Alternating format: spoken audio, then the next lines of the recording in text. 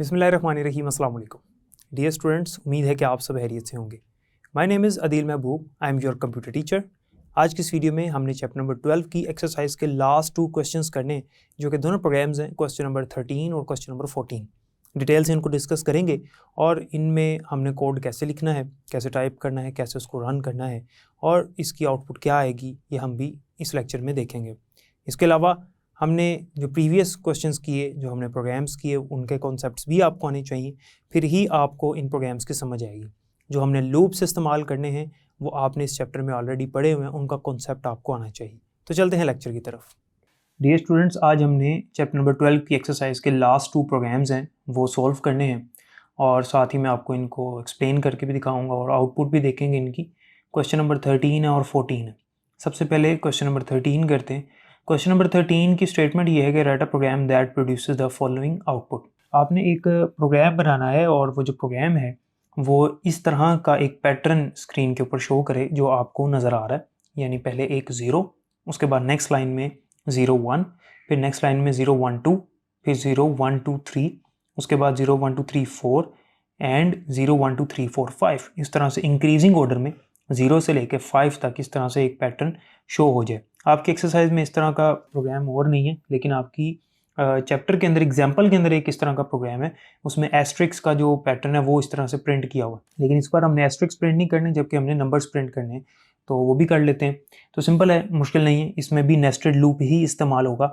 तकरीबन प्रोग्राम उसी तरह से होगा, सिर्फ एक चीज़ में चेंज करूँगा और ये पैटर्न चेंज हो जाएगा। मैं आपको करके दिखा देता हूँ। मैं डायरेक्ट ही यहाँ पर फॉर लूप स्टार्ट करता हूँ, फॉर, क्योंकि फॉर लूप के अंदर ही हम इनिशियलाइजेशन वेरिएबल की कर लेते हैं। Int a is equals to 0। A की वैल्यू मैं 0 से स्टार्ट कर रहा हूँ क्योंकि हमने पैटर्न देखा उसमें 0 से वो स्टार्ट कर रहा है, तो हम एक्चुअली a की वैल्यू यहाँ पर प्रिंट करेंगे। a less than equals to कहाँ तक जा रहा है, ये 5 तक जा रहा है, तो a less than equals to 5 a plus plus. और उसके बाद हमने क्या करना है कि इसकी बॉडी बनानी है और इस बॉडी के अंदर एक और लूप लगाएंगे जो इनर लूप होगा। इनर लूप के अंदर एक और वेरिएबल मैंने डिक्लेयर किया, int b is equals to 0।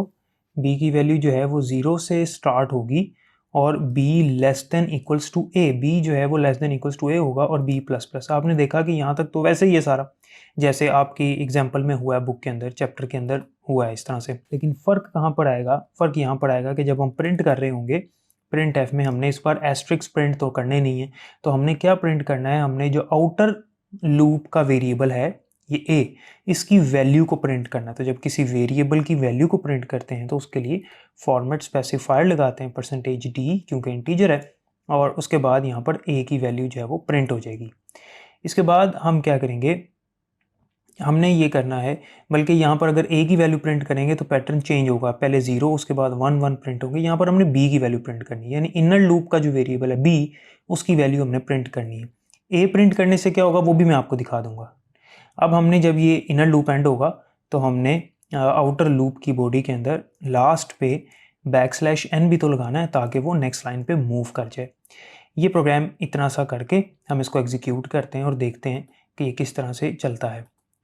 जब मैंने इसको एग्जीक्यूट किया तो एग्जीक्यूट करने के बाद आपके सामने ये आउटपुट अभी आ जाएगी। ये आउटपुट आ गई, ये देखें सेम आउटपुट है जो कि उसने मैं कहा था, 0 0 1 0 1 2 0 1 2 3 0 1 2 3 4 और 0 1 2 3 4 5। अब बुक में अगर आप गौर करें तो उसने इन नंबर्स के दरमियान में गैप ऐड किया हुआ है, यानी एक किस्म की एक स्पेस है। तो कोई मसला नहीं है, स्पेस अगर आपने ऐड करनी है तो सिंपल जहाँ पर %d लगाया उसके बाद एक स्पेस दे दें, तो एक स्पेस ऐड करने से वो आपको स्पेस दिखा देगा, इसमें कोई भी इशू नहीं होगा।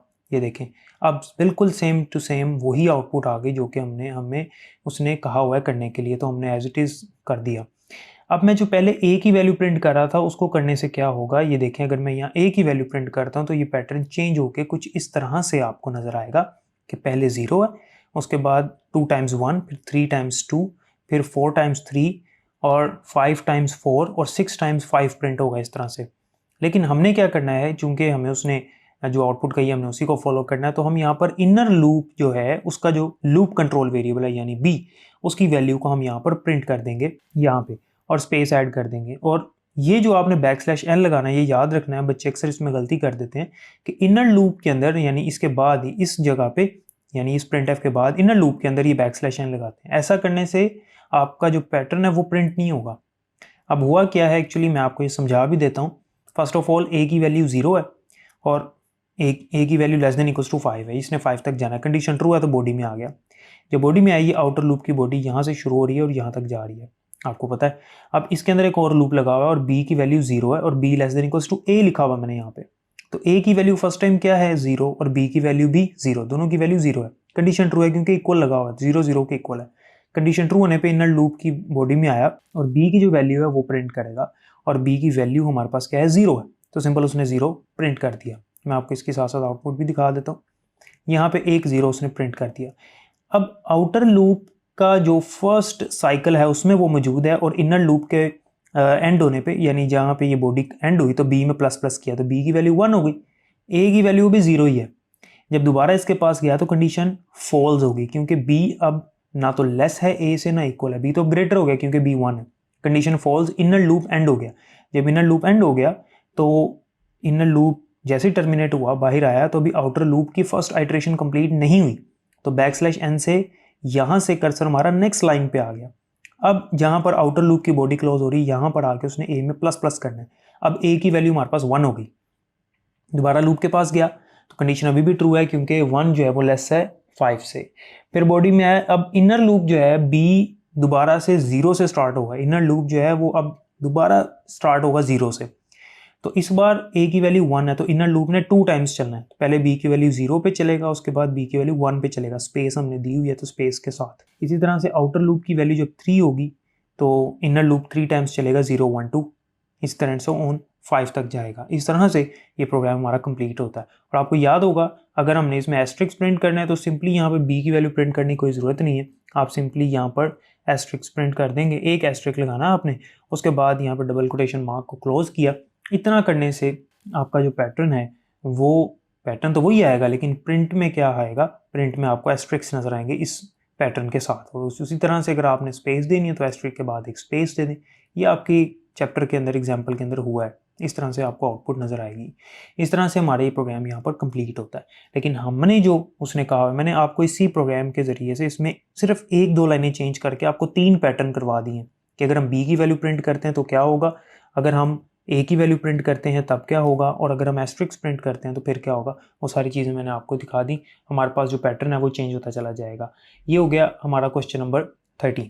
अब आते हैं क्वेश्चन नंबर 14 की तरफ। क्वेश्चन नंबर 14 जो है वो ये है कि write a program that produces the following output. आपने एक प्रोग्राम करना है जो कि एक आउटपुट प्रिंट करेगा और वो आउटपुट भी उसने दी हुई है, यानी इसमें भी हमने आउटपुट ही प्रिंट करनी है जो कि उसने दिखाई, एक पैटर्न ही है किस्म का। इसमें आप देख सकते हैं कि पहले 0 है और उसके साथ एक टैब की स्पेस है, उसके बाद 1 है, फिर नेक्स्ट लाइन में 1 है और 2 है, फिर 2 और 4 है, 3 8, फिर 4 और 16, 5 और 32 और 6 और 64। अगर हम इसको देखें, सिर्फ लेफ्ट साइड को देखें, जो लेफ्ट वाला कॉलम है इसमें 1 का इंक्रीमेंट हो रहा है, 0 से स्टार्ट होकर 6 तक जा रहा है। और जो राइट वाला कॉलम है उसमें भी 7 वैल्यूज ही प्रिंट हो रही, दोनों में वैल्यूज इक्वल प्रिंट हो रही। लेफ्ट साइड पे भी 7 वैल्यूज हैं 0 से 6 तक और राइट साइड पे भी 7 वैल्यूज हैं, लेकिन इनका जो सीक्वेंस है वो डिफरेंट है। इनका सीक्वेंस क्या है, 1 के बाद 2 है, 2 के बाद 4 है, 4 के बाद 8 है, 8 के बाद 16 है, 16 के बाद 32 है और 32 के बाद 64 है। अगर आप देखें लेफ्ट साइड पे हमारे पास कितने का इंक्रीमेंट हो रहा है, 1 का इंक्रीमेंट हो रहा है ना, लेकिन राइट साइड पे क्या हो रहा है, यहाँ पर प्लस नहीं हो रहा बल्कि यहाँ पर मल्टीप्लिकेशन हो रही है। 1 को 2 के साथ मल्टीप्लाई किया तो 2 वो प्रिंट हो जाएगा, 2 को फिर 2 के साथ मल्टीप्लाई किया तो 4, 4 को फिर 2 से मल्टीप्लाई किया तो 8, 8 को 2 से मल्टीप्लाई किया 16, 16 को 2 से मल्टीप्लाई किया तो 32 और 32 को फिर 2 से मल्टीप्लाई किया तो 64। यानी राइट साइड का जो पैटर्न है, जो सीक्वेंस है वो मल्टीप्लाई होता चला जा रहा है हर नंबर 2 के साथ और जो आंसर आ रहा है वो प्रिंट हो रहा है। जबकि लेफ्ट साइड पे इंक्रीमेंट हो रहा है, प्लस प्लस हो रहा है, यानी 1 ऐड होता चला जा रहा है।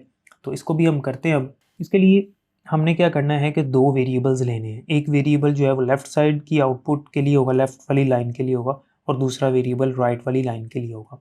तो हम यहाँ पर 2 वेरिएबल्स ले लेते हैं। Int a is equals to 0 कर लेते हैं, a को वैल्यू 0 दे देते हैं हम। ये आपकी मर्जी, आप इसको वैल्यू फॉर लूप में दे सकते हैं। और b इज इक्वल्स टू हम कर लेते हैं, यहाँ पर b की वैल्यू 1 से स्टार्ट हो रही है, जो सेकंड लाइन है वो 1 से स्टार्ट हो रही है। b को हमने 1 से स्टार्ट कर दिया और a की वैल्यू भी दी नहीं है, तो मैं फॉर लूप लगा रहा हूँ। फॉर लूप में a को मैं चूंकि ऊपर डिक्लेयर कर चुका हूँ तो यहाँ पर सिर्फ उसको वैल्यू साइन कर रहा हूँ, a इज इक्वल्स टू 0। और कंडीशन में लगा रहा हूँ ए लेस देन इक्वल्स टू 6, ए की वैल्यू 6 तक लेकर जानी है, तो दोनों 6 टाइम्स ही प्रिंट होंगे, 6 वैल्यूज ही प्रिंट हो रही है ना दोनों साइडों पे। और ए में प्लस प्लस करना है हमने, ए में 1 का इंक्रीमेंट करना है। अच्छा, अब हमने प्रिंट क्या करना है, प्रिंट एफ में हमने 2 वैल्यूज प्रिंट करनी है, परसेंटेज डी, उसके बाद बैकस्लैश टी लगाना है, एक टैब की स्पेस है, फिर परसेंटेज डी लगाएंगे हम। और हम क्या करेंगे कि ए की वैल्यू प्रिंट करनी है और उसके बाद बी की वैल्यू प्रिंट करनी है, और हमने बैकस्लैश एन भी लगाना है ताकि वो नेक्स्ट लाइन पे मूव कर जाए। उसके लिए हमने बैकस्लैश एन लगा दिया। अब मैं यहाँ पर देखो ए प्लस प्लस तो हो जाएगा, हमने यहाँ लगाया हुआ, लेकिन बी में भी तो हमने इंक्रीमेंट करना है। बी में क्या करना है, बी में हमने 2 मल्टीप्लाई करना है हर बार, तो B multiply by equals to 2, इस तरह से आप लिख सकते हैं, या आपकी मर्जी है आप इसको इस तरह से भी लिख सकते हैं, B is equals to B multiply by 2। तो ये मैंने यहाँ पर सिंगल लाइन कमेंट ऐड किया है कि आप ये भी लिख सकते हैं। तो ये जो b multiply by equals to 2 है, ये अल्टीमेटली इसका मतलब यही है, ठीक है। तो आप इन दोनों में से कुछ भी ऐड कर सकते हो। ये करने के बाद हमने इसकी आउटपुट देखनी है कि आउटपुट क्या आ रही है, तो इसको एग्जीक्यूट करते हैं। तो ये देखें सेम आउटपुट जो उसने हमें कहा था एज इट इज़ आपको नज़र आ गई है। लेफ्ट साइड पे 0 1 2 3 4 5 6 और राइट साइड पे 1 2 4 8 16 32 और 64। ये किस तरह से प्रोग्राम एग्जीक्यूट हुआ वो भी मैं आपको अब समझा देता हूँ। देखें, सबसे पहले तो हमने a की वैल्यू 0 रखी हुई है, ओके, और a less than equals to 6 है, यानी और a प्लस प्लस हो रहा है, यानी ये जो लूप है फॉर लूप, इसमें नेस्टेड लूप लगाने की ज़रूरत नहीं है। यानी ये जो फॉर लूप है ये 7 टाइम्स चलेगा, 0 से लेकर 6 तक, हर बार 1 का इंक्रीमेंट होता चला जाएगा। b की वैल्यू हमने 1 ली हुई है फर्स्ट टाइम, और b की वैल्यू हम प्रिंट कर रहे हैं। फर्स्ट परसेंटेज d की जगह पर जो कोमा के बाद फर्स्ट वेरिएबल पड़ा हुआ a, उसकी वैल्यू प्रिंट होनी है, और फर्स्ट टाइम a की वैल्यू क्या है, हमारे पास 0 है, तो ये 0 प्रिंट हो गया। बैकस्लैश t जो लगा हुआ है इसका मतलब है कि एक टैब की स्पेस आएगी, और ये टैब की स्पेस के बाद आगे क्या प्रिंट करना है, परसेंटेज d यानी b की वैल्यू, और b की वैल्यू हमारे पास फर्स्ट टाइम 1 है, तो 1 यहाँ पर प्रिंट हो गया। उसके बाद लगा हुआ बैकस्लैश n, तो बैकस्लैश n से नेक्स्ट लाइन में हमारा कर्सर मूव कर गया आउटपुट स्क्रीन में। अब यहाँ पर क्या है, यहाँ पे आप देख सकते हैं कि हमारे पास आगे b मल्टीप्लाई इक्वल्स टू 2 हो रहा है, यानी b की वैल्यू 1 है, तो 1 मल्टीप्लाई 2 कितना हो गया, 2 हो गया। और a में इंक्रीमेंट करेंगे तो a की वैल्यू हमारे पास क्या हो जाएगी, 1 हो जाएगी। a 0 है तो a 1 हो गया, a 1 हो गया, और b जो है वो 2 हो गया। अब दोबारा उसी तरह से प्रिंट हो गया a 1 और b की वैल्यू 2 प्रिंट होगी, फिर बैकस्लैश n से नेक्स्ट लाइन पे, और उसके बाद दोबारा से b में 2 मल्टीप्लाई होगा, यानी 2 को 2 से मल्टीप्लाई किया तो 4, और a में दोबारा इंक्रीमेंट होगा और a की वैल्यू क्या हो जाएगी, 2 हो जाएगी, तो फिर 2 और 4 प्रिंट हुआ। इसी तरह से इधर 1 का इंक्रीमेंट होता चला जाएगा और इधर 2 मल्टीप्लाई होता चला जाएगा, तो इस तरह से ये पैटर्न आपको नज़र आएगा। तो उम्मीद है कि आपको यहाँ तक समझ आ गई होगी। डियर स्टूडेंट्स, तो जैसा कि आपने देखा कि क्वेश्चन नंबर 13 और 14 को किस तरह से हमने परफॉर्म करना था, मैंने आपको प्रैक्टिकली करके दिखा दिया। उम्मीद है कि आपको इसकी समझ आ गई होगी। बाकी इंशाल्लाह नेक्स्ट लेक्चर में पढ़ेंगे। अपना बहुत ख्याल रखिएगा। अल्लाह हाफ़िज़।